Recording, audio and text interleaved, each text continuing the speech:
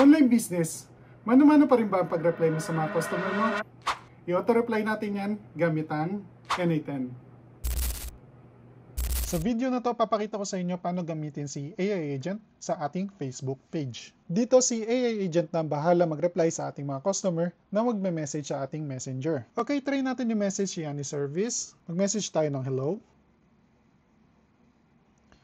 Ayan, nag-reply siya sa atin ng, hello, how can I help you today? Would you like to know more about our company? Meron din tayo din-display na visit website. So pag kinilik natin yung visit website, i-redirect tayo sa Yanni website. And then download Android, i-redirect tayo sa download, pag-download ng Android, and download iOS. May isa pa tayong message na or simply type, find me nearest service you're looking for. So for example, find me the nearest house cleaning. So try natin yan.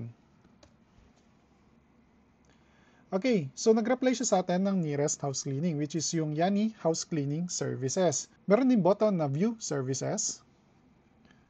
Click natin. Ayan. Ayan, kung makikita nyo, nag-send siya ng mga services under dito sa Yanni House Cleaning Services. Ngayon, gusto ko naman malaman kung ano yung Yanni Service. What is Yanni Service? Nag-reply siya sa atin ng Yanni Service is your go-to platform for finding reliable and professional service providers nearby. Dito sinabi lang niya kung ano yung tungkol sa Yanni Service. Okay, gawa tayo ng katulad ng ganito gamit ang automation tools natin na N8N. Okay, dito tayo sa blank canvas ng ating N8N. Gagamit tayo ng webhook trigger.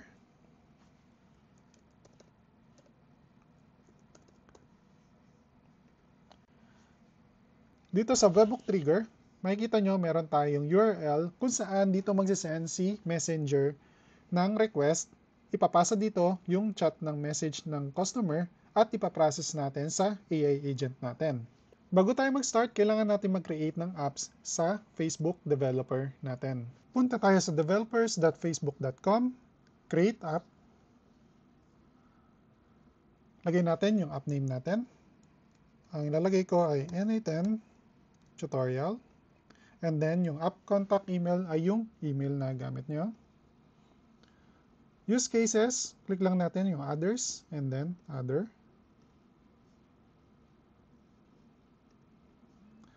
And then dito sa select an app type, business. And then dito is create an app lang tayo.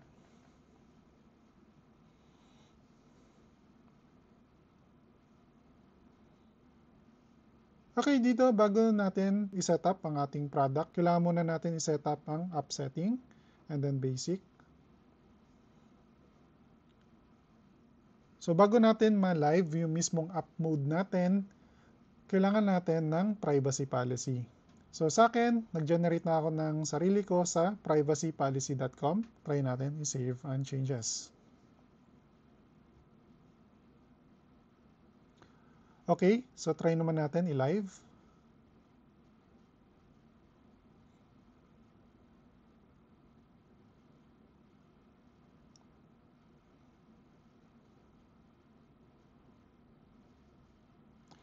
Ayan, nak-live na ang ating app.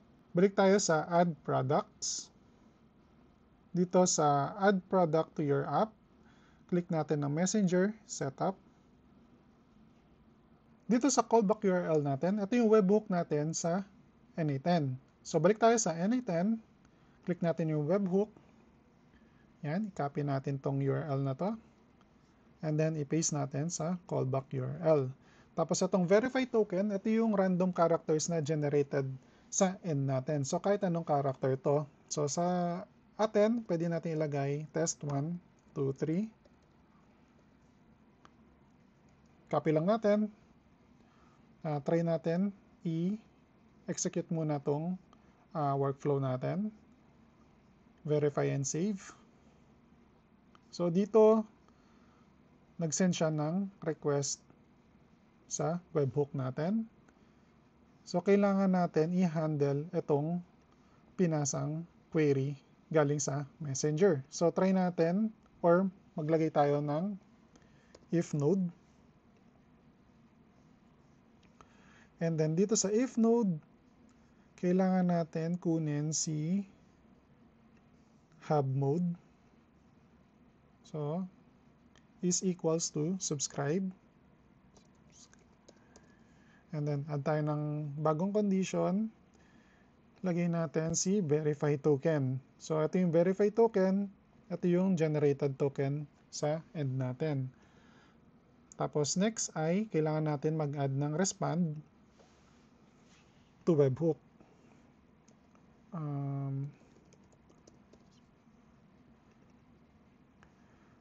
Tapos dito, magre-return tayo ng text. Tapos, ang kailangan natin i-return ay yung challenge value natin. So, try natin itong i-execute para makuha natin yung value sa respond webhook natin. Tapos, hanapin natin yung challenge value. Ilalagay lang natin dito sa response body. So, ito yung magiging respond natin once na na-receive natin yung request galing sa messenger natin. So, balik tayo sa webhook. Palitan natin ang respond natin to using respond webhook node. Okay? So, ngayon, try natin i-execute ulit ang workflow. Balik tayo sa ating configuration webhook, verify and save.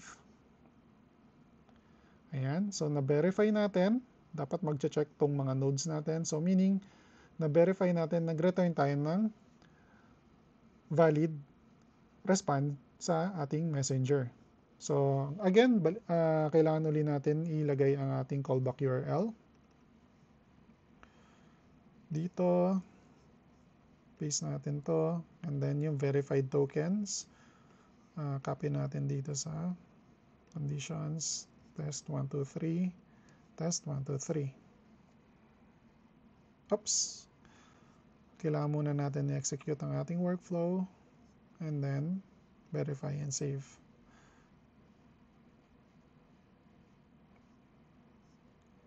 Oops! Stop na natin. Ang kailangan natin ay yung webhook URL. Yan. Execute ulit natin ang ating workflow. Verify and save. Bago natin baguhin ang webhook fields, baguhin muna natin ang select products to page. And then dito sa webhook fields, enable natin yung mga message. Yan. So, enable natin si message deliveries, message echoes, edits,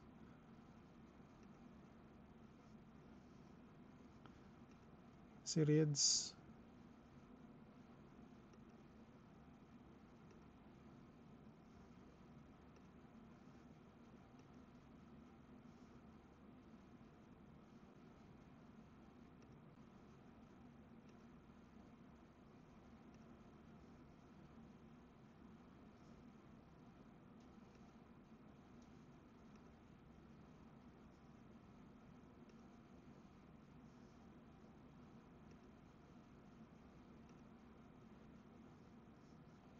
ayan. Okay. So, click ulit natin si Messenger API setting.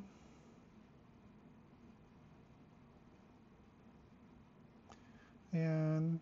Ngayon, kailangan naman natin mag-generate ng access token. So, connect natin.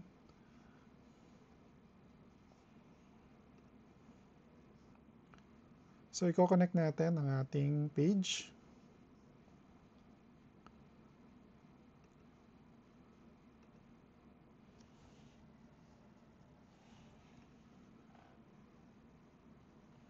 Yan.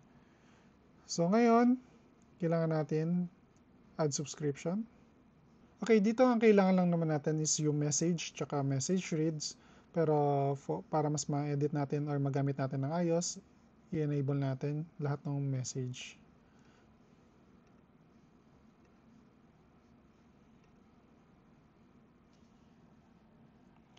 Ayan. Tapos ngayon, generate tayo ng token.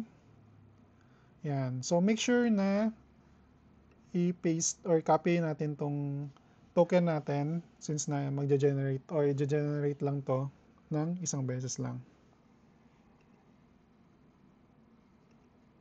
So, i-save muna natin ang generated token somewhere kasi gagamitin natin siya maya-maya sa ating tutorial. So ngayon, try natin mag-send ng message sa ating page. Yan. And then, try muna natin execute. So, hello.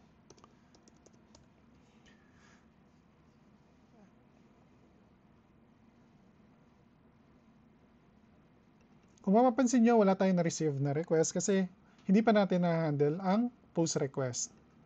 Okay, stop muna natin to.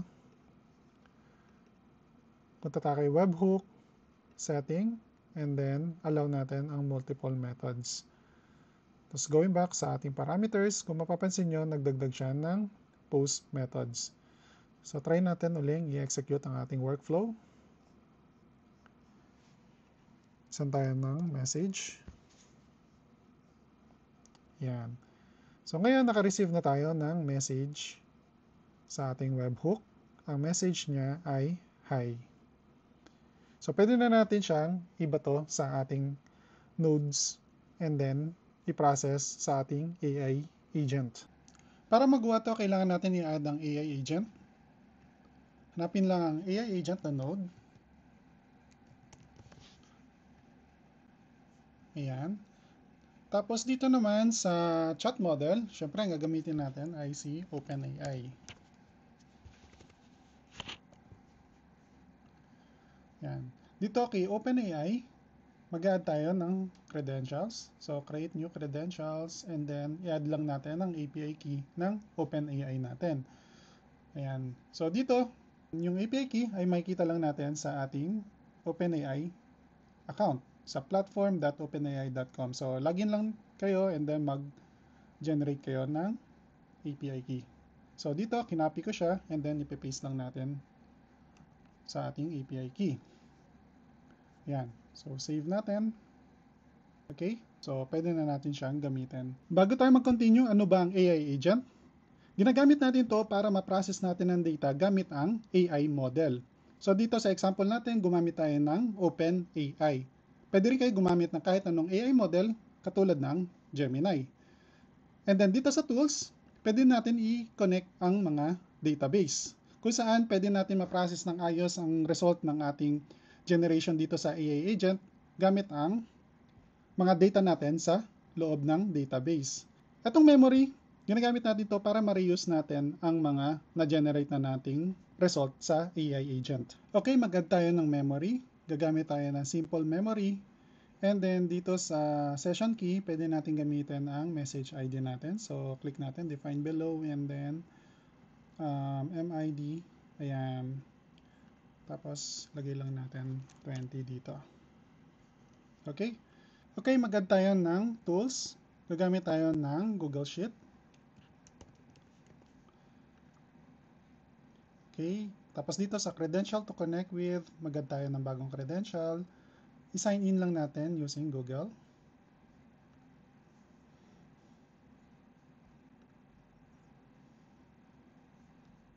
Yan. So, okay na siya. Tapos dito, set automatically. Sheet within the document. Get rows. Hanapin natin yung document na kung saan dito manggagaling ang data natin. Dito nag-create ako ng Anyten Messenger Automation. So check nyo yung or mag-create kayo ng Excel file sa inyong G Drive. And then dito sa example, ang kinrate ko ay yung Anyten Messenger Automation. Tapos meron tayong column name na About Me and then Services.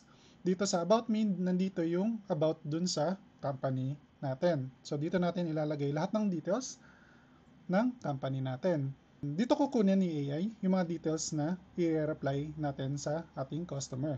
And then dito sa services, dito kukunin ni AI yung mga services na ino-offer ng company natin. Okay? So ngayon, na-connect na natin ang ating document, Anyten Messenger Automation. Tapos sa sheet 1 natin kukunin yung mga data. Ngayon, kailangan natin mag-create ng prompt and system message sa ating AI agent. So, balik tayo sa AI agent. And dito sa source, define below. And sa prompt message natin, i-add natin ang ating message. Text hi. Ayan. And then dito sa add options, add tayo ng system message. So dito, ang pwede natin gawin dito ay magsiset tayo ng instruction kung ano yung gagawin ni AI dun sa makukuha nating message ng customer. So, ayan, meron na akong na-generate na instructions sa ating AI. So, pwede kayong gumamit ng AI para, yun nga, mag-generate ng instructions based dun sa kailangan nyo. Sa akin, ito yung na-generate ko. So, basahin natin. You are an AI assistant for Francis Tech. Your task is to retrieve company information from an Excel file and respond consistently in JSON format. Excel file structure. About Me column contains the company details or descriptions. Services column contains the list of offered services. Instructions. When the request is for the company details, get the content from the About Me column. When the request is for services, get the content from the services column. So if the users greet, example, hi, hello, good morning, hey, respond positively and warmly with a short greeting message. So if the user message is not related to the provided reference, about me or services, respond with friendly fallback message like, I'm not sure about that yet, but you can ask me about the Francis M Tech or our offered services. Number 5, always remove all the line breaks. Minsan may na-generate tayong line break dun sa ating message, which is ito yung hindi ina-accept ni Facebook, so nagkaka-error tayo dito pag may kasamang gantong line break. So kailangan natin tanggalin tong line break sa ating pag-generate ng message. So number 6, always return data in a consistent JSON structure exactly like this. So ito yung magiging format natin, or ito dapat yung format na i-return ng AI para sa atin. Para ito yung masasend natin lagi kay Facebook API or Graph API. Number 7, the value of message must be a single line string with no special formatting or escape characters. So example response, yan for company details. Ayan, pakita ko na lang sa inyo. Okay, ang next natin gagawin ay kailangan natin mag-set ng sample format. So kailangan natin i-enable to, required specific format. So dito, output parser, ayan, i-add natin si structured output parser. Etong node na to or tools na to ay ginagamit natin para ito yung magiging reference ng AI natin kung paano niya i-format ang data na i-return natin papunta sa next node. Okay? Ngayon, kailangan natin i-send yung text sa ating Facebook Messenger. So, para magawa natin yon, kailangan natin ng HTTP request. So, search nyo lang HTTP request. Yan, click nyo lang to. And then dito sa HTTP request, yan, ang gagamitin nating method ay post URL ay sa graph.facebook.com version 21.0/me/messages. Authentication is none. Send headers enable. Specific headers using field below. Header parameters, name, authorization, and yung value ay ilalagay natin dito yung API key na na-generate natin kanina galing sa ating developer Facebook. So, i-copy uli natin to and i-type natin bearer space and then yung API key natin. Okay, next is yung send body, enable natin. Body content type JSON. Dito sa message, dito natin ilalagay yung na-generate nating message sa ating AI agent. Ngayon, try natin mag-send ng message sa ating Facebook page. Execute natin yung workflow. Send message. Hi. Ayan. So, mag-generate na siya ng message. Okay? So, mag-error pa rin siya kasi kailangan natin ilagay yung message na na-generate dito sa ating node. So, okay? So, makikita nyo, meron siyang message na na-generate. So, drag and drop lang natin to dito sa loob ng double quote. Ayan. So, text, hello. And then next is yung recipient. So, dito natin isa-send yung ating message. So, punta tayo sa webhook. Natin yung ating recipient. So, ang recipient natin ay si sender. So, re-replyan natin si sender dito. Okay, try natin mag-execute. So dapat ang i-reply natin ay, hello there, welcome to Francis M Tech. How can I help you today? Okay, so try natin execute. Yan. So dapat magre-reply na siya ng, hello there, welcome to Francis M Tech. How can I help you? Yan, so nag-reply siya ng hello there na message natin. Ngayon, try natin itanong yung about sa page niya. Try natin i-execute ang workflow uli. What is Francis M Tech? Yan, tignan natin. Generate siya. Yan, reply siya ng, okay, Francis M. Manaig is a passionate tech innovator and developer from the Philippines. Yan, so minessage niya or nireply niya yung about dun sa page natin. So ngayon, tanungin naman natin kung ano yung services na in-offer niya. Execute ulit natin workflow. Tagalogin natin, ano ang mga services dito. Okay, so execute, process, HTTP request. Okay, successfully. Yan. So, makikita nyo, nag-reply siya sa atin ng offered services, Francis M Tech, web and mobile app development, custom build websites and mobile apps that are fast, secured, and user-friendly. So, yan. Ito yung message sa atin or ito yung nireply sa atin ng AI na about dun sa services. So, try natin magtanong ng kahit anong message na hindi related sa data na nilagay natin sa ating Excel file. So, ano kaya mga yan? Anong balita sa basketball? Bago natin i-send, kailangan natin i-execute ang workflow. Yan. So, I'm not sure about that yet, but you can ask me about Francis M Tech or offered services. So, ayan, na-handle niya ng ayos kung paano niya re-replyan si customer na hindi related dun sa nilagay nating reference. Please like and share and follow kung sa tingin mo nakatulong sa iyo to. Salamat!